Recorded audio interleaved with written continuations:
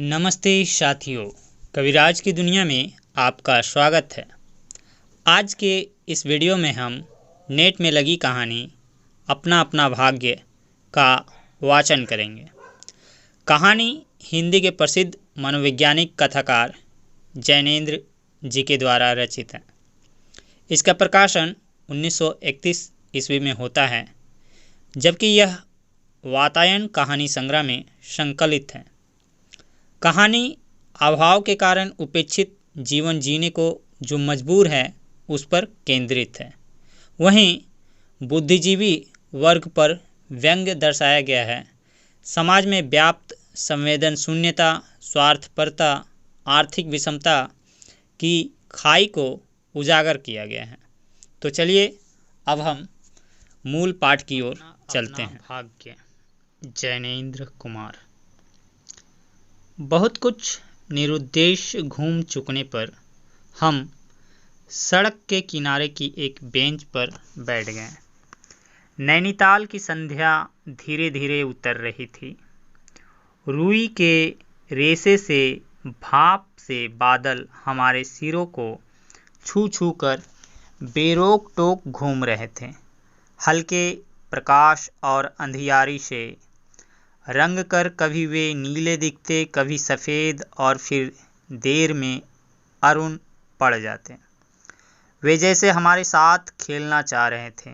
पीछे हमारे पोलो वाला मैदान फैला था। सामने अंग्रेज़ों का एक प्रमोद गृह था, जहाँ सुहावना रसीला बाजा बज रहा था, और पार्श्व में था वही सुरम्य अनुपम नैनीताल। ताल में किश्तियाँ अपने सफ़ेद पाल उड़ाती हुई एक दो अंग्रेज यात्रियों को लेकर इधर से उधर और उधर से इधर खेल रही थी। कहीं कुछ अंग्रेज एक एक देवी सामने प्रतिस्थापित कर अपनी सुई सी शक्ल की डोंगियों को मानो शर्त बांधकर सरपट दौड़ा रहे थे। कहीं किनारे पर कुछ साहब अपनी बंसी डाले सधैर्य, एकाग्र, एकस्थ, एकनिष्ठ मछली चिंतन कर रहे थे। पीछे पोलो लॉन में बच्चे किलकारियाँ मारते हुए हॉकी खेल रहे थे। शोर, मारपीट, गाली गलौज भी जैसे खेल का ही अंश था। इस तमाम खेल को उतने क्षणों का उद्देश्य बना वे बालक अपना सारा मन, सारी देह, समग्र बल और समुची विद्या लगाकर मानो खत्म कर देना चाहते थे। उन्हें आगे की चिंता न थी, बीते का ख्याल न था। वे शुद्ध तत्काल के प्राणी थे। वे शब्द की संपूर्ण सच्चाई के साथ जीवित थे। सड़क पर से नर नारियों का अविरल प्रवाह आ रहा था और जा रहा था। उसका न ओर था न छोर। यह प्रवाह कहाँ जा रहा था और कहाँ से आ रहा था, कौन बता सकता है। सब उम्र के, सब तरह के लोग उसमें थे। मानो मनुष्यता के नमूनों का बाजार सजकर सामने से इठलाता निकला चला जा रहा हो। अधिकार गर्व में तने अंग्रेज उसमें थे, और चिथड़ों से सजे घोड़ों की बाग थामे वे पहाड़ी उसमें थे, जिन्होंने अपनी प्रतिष्ठा और सम्मान को कुचलकर शून्य बना लिया है, और जो बड़ी तत्परता से दुम हिलाना सीख गए हैं। भागते, खेलते, हंसते, शरारत करते लाल लाल अंग्रेज बच्चे थे, और पीली पीली आंखें फाड़े पिता की उंगली पकड़कर चलते हुए अपने हिंदुस्तानी नैनिहाल भी थे। अंग्रेज पिता थे जो अपने बच्चों के साथ भाग रहे थे, हंस रहे थे और खेल रहे थे। उधर भारतीय पितृदेव भी थे जो बुजुर्गी को अपने चारों तरफ लपेटे धन संपन्नता के लक्षणों का प्रदर्शन करते हुए चल रहे थे। अंग्रेज रमणियाँ थीं जो धीरे धीरे नहीं चलती थी, तेज चलती थी। उन्हें न चलने में थकावट आती थी, न हंसने में मौत आती थी। कसरत के नाम पर घोड़े पर भी बैठ सकती थी, और घोड़े के साथ ही साथ जरा जी होते ही किसी किसी हिंदुस्तानी पर कोड़े भी फटकार सकती थी। वे 2-2, 3-3, 4-4 की टोलियों में निशंक निरापद इस प्रवाह में मानो अपने स्थान को जानती हुई सड़क पर चली जा रही थी। उधर हमारी भारत की कुल लक्ष्मी सड़क के बिल्कुल किनारे दामन बचाती और संभालती हुई साड़ी की कई तहों में सिमट कर लोकलाज, स्त्रीत्व और भारतीय गरिमा के आदर्श को अपने परिवेष्टनों में छिपाकर सहमी धरती में आंखें गाड़े कदम कदम बढ़ रही थी। इसके साथ ही भारतीयता का एक और नमूना था। अपने कालेपन को खुरच कर बहा देने की इच्छा रख करने वाला अंग्रेजी दा पुरुषोत्तम भी थे, जो नेटिवों को देखकर मुंह फेर लेते थे और अंग्रेज को देखकर आंखें बिछा देते थे और दुम हिलाने लगते थे। वैसे वे अकड़ कर चलते थे मानो भारत भूमि को इसी अकड़ के साथ कुचल कर चलने का उन्हें अधिकार मिला है। घंटे के घंटे सरक गए, अंधकार गाढ़ा हो गया, बादल सफ़ेद होकर जम गए। मनुष्यों का वह तांता एक एक कर क्षीण हो गया। अब इक्का दुक्का आदमी सड़क पर छतरी लगाकर निकल रहा था। हम वहीं के वहीं बैठे थे। सर्दी सी मालूम हुई। हमारे ओवरकोट भीग गए थे। पीछे फिर कर देखा, यह लाल बर्फ की चादर की तरह बिल्कुल स्तब्ध और सुन्न पड़ा था। सब सन्नाटा था। तल्लीलाल की बिजली की रोशनियां दीप मालिका सी जगमगा रही थी। वह जगमगाहट 2 मील तक फैले हुए प्रकृति के जल दर्पण पर प्रतिबिंबित हो रही थी और दर्पण का कांपता हुआ लहरें लेता हुआ वह जल प्रतिबिंबों को 100 गुना 1000 गुना करके उनके प्रकाश को मानो एकत्र और पूंजीभूत करके व्याप्त कर रहा था। पहाड़ों के सिर पर की रोशनाइयाँ तारों से जान पड़ती थी। हमारे देखते देखते एक घने पर्दे ने आकर इन सब को ढक दिया। रोशनियां मानो मर गई, जगमगाहट लुप्त हो गई। वे काले काले भूत से पहाड़ भी इस सफ़ेद पर्दे के पीछे छिप गए। पास की वस्तु भी न दिखने लगी, मानो यह घनीभूत प्रलय था। सब कुछ इस घनी गहरी सफेदी में दब गया। एक शुभ्र महासागर ने फैलकर संस्कृति के सारे अस्तित्व को डुबो दिया। ऊपर नीचे चारों तरफ वह निर्भेद सफ़ेद शून्यता ही फैल गई थी। ऐसा घना कोहरा हमने कभी न देखा था। वह टप टप टपक रहा था। मार्ग अब बिल्कुल निर्जन चुप था। वह प्रवाह न जाने किन घोंसलों में जा छिपा था। उस बृहदाकार शुभ्र शून्य में कहीं से 11 बार टन टन हो उठा, जैसे कहीं दूर कब्र में से आवाज़ आ रही हो। हम अपने अपने होटलों के लिए चल दिए। रास्ते में 2 मित्रों का होटल मिला। दोनों वकील मित्र छुट्टी लेकर चले गए। हम दोनों आगे बढ़े। हमारा होटल आगे था। ताल के किनारे किनारे हम चले जा रहे थे। हमारे ओवरकोट तर हो गए थे। बारिश नहीं मालूम होती थी, पर वहाँ तो ऊपर नीचे हवा से कण कण में बारिश थी। सर्दी इतनी थी कि सोचा कोट पर एक कंबल और होता तो अच्छा होता। रास्ते में ताल के बिल्कुल किनारे पर बेंच पड़ी थी। मैं जी में बेचैन हो रहा था।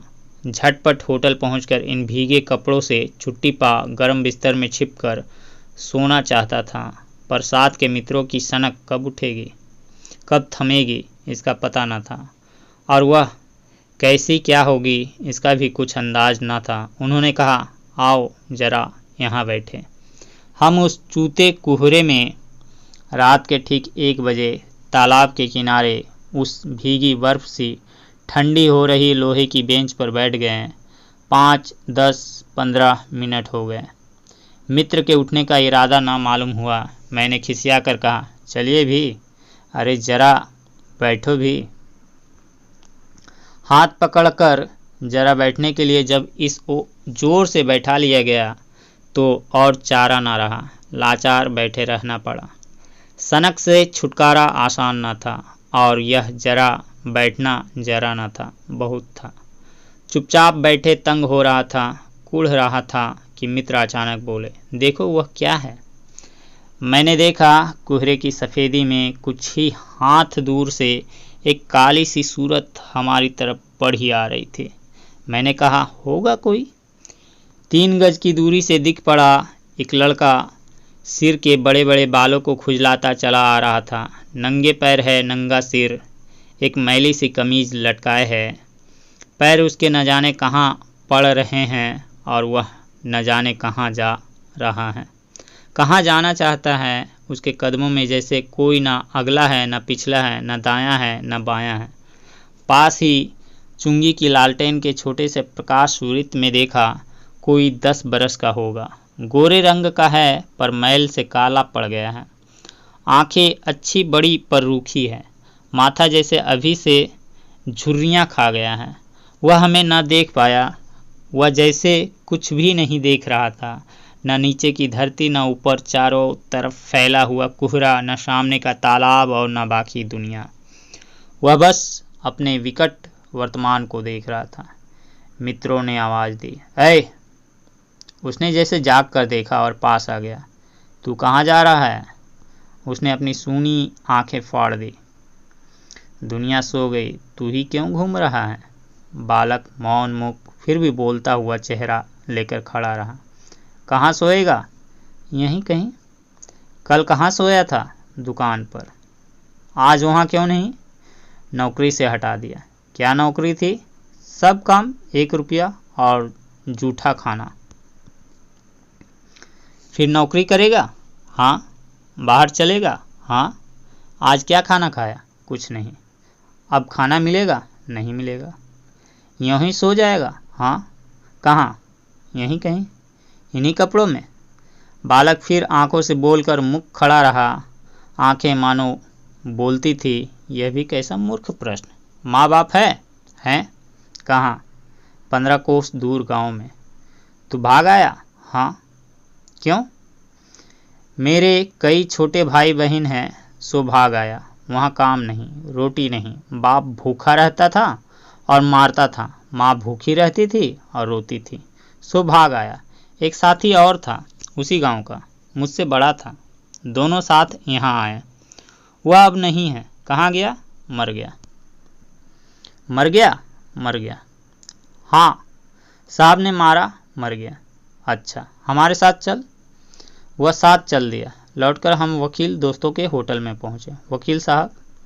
वकील लोग होटल के ऊपर के कमरे से उतर कर आए। कश्मीरी दोशाला लपेटे थे, मोजे चढ़े, पैरों में चप्पल थी, स्वर में हल्की सी झुंझलाहट थी, कुछ लापरवाही थी। आहा, फिर आप कहिए। आपको नौकर की ज़रूरत थी ना? देखिए, यह लड़का है। कहाँ से ले आए? इसे आप जानते हैं? जानता हूँ, यह बेईमान नहीं हो सकता। अजय, ये पहाड़ी बड़े शैतान होते हैं। बच्चे बच्चे में गुल छिपे रहते हैं। आप भी क्या अजीब है। उठा लाए कहीं से। लो जी, यह नौकर लो। मानिए तो यह लड़का अच्छा निकलेगा। आप भी जी, बस खूब है। ऐरे गैरे को नौकर बना लिया जाए, अगले दिन वह न जाने क्या क्या लेकर चंपत हो जाए। आप मानते ही नहीं, मैं क्या करूं? माने क्या खाक। आप भी जी अच्छा मजाक करते हैं। अच्छा, अब हम सोने जाते हैं। और वे 4 रुपये रोज के किराए वाले कमरे में सजी मसहरी पर सोने झटपट चले गए। वकील साहब के चले जाने पर होटल के बाहर आकर मित्र ने अपनी जेब में हाथ डालकर कुछ टटोला, पर झट कुछ निराश भाव से हाथ बाहर कर मेरी ओर देखने लगे। क्या है? इसे खाने के लिए कुछ देना चाहता था। अंग्रेजी में मित्र ने कहा, मगर 10-10 के नोट हैं। नोट ही शायद मेरे पास है, देखूं। सचमुच मेरे पॉकेट में भी नोट ही थे। हम फिर अंग्रेजी में बोलने लगे। लड़के के दांत बीच बीच में कटकटा उठते थे, कड़ाके की सर्दी थी। मित्र ने पूछा, तब? मैंने कहा, 10 का नोट ही दे दो। सकपकाकर मित्र मेरा मुंह देखने लगे। अरे यार, बजट बिगड़ जाएगा। हृदय में जितनी दया है, पास में उतने पैसे तो नहीं हैं। तो जाने दो, यह दया ही इस जमाने में बहुत है। मैंने कहा। मित्र चुप रहे, जैसे कुछ सोचते रहे। फिर लड़के से बोले, अब आज तो कुछ नहीं हो सकता, कल मिलना। वह होटल डी पब जानता है? वहीं कल 10 बजे मिलेगा। हाँ, कुछ काम देंगे हुजूर। हाँ हाँ, ढूंढ लूँगा। तो जाऊं? हाँ, ठंडी सांस खींचकर मित्र ने कहा। कहाँ सोएगा? यहीं कहीं बेंच पर, पेड़ के नीचे किसी दुकान की भट्ठी में। बालक फिर उसी प्रेत गति से एक ओर बढ़ा और कोहरे में मिल गया। हम भी होटल की ओर बढ़े। हवा तीखी थी, हमारे कोटों को पार कर बदन में तीर सी लगती थी। सिकुड़ते हुए मित्र ने कहा, भयानक शीत है। उसके पास बहुत कम कपड़े। यह संसार है यार।